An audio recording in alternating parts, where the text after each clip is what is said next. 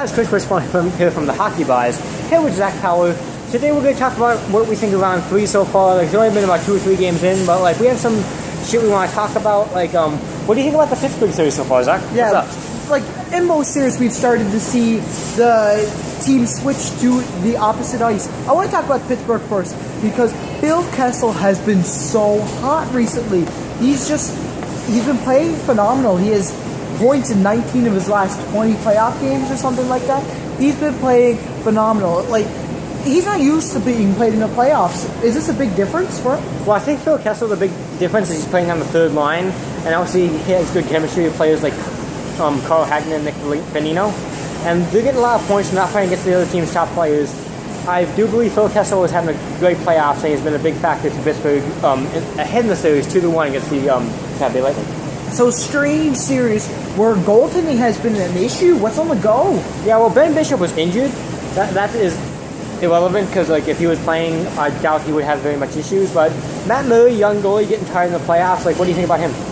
He's doing pretty good. He didn't look so great in Game 1 when they lost, but you know he's actually been playing pretty good. Vasilevsky hasn't been too great, but he's just okay. Speaking of goaltending, what about the San Jose Sharks and the St. Louis goaltending? Well, I think the San Jose Sharks goaltending, Martin Jones, I think he's playing satisfactory. I think he's playing all right. He's just doing okay. He's just about average. He's hanging in there, but Brian Elliott, I think, could be a concern. If he doesn't step up his game, I think the Sharks could win in maybe like 4 or 5 games. They're starting to blow it. Elliott is looking like a bag of holes now, and it's just not great. And another consideration we had to talk about is travel time an issue for a goalie, because there is a lot of jet lag going from St. Louis and all the way over to San Jose. Well, it is a factor. I don't think it's a huge factor, but it is definitely a factor, something to look into. Yeah, and surprisingly enough about that series, CBC gave Bob Cole the call. Now, they were talking about this 2 weeks ago, how Paul Romanuk has stepped up to the plate and how he's so much better than Cole. Sportsnet wrote that.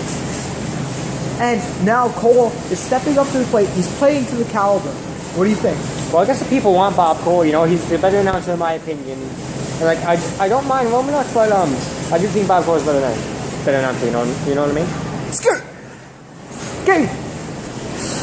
Thanks so much for watching the Hockey Buys. Bob Cole is paired up with someone who is twice as young as him.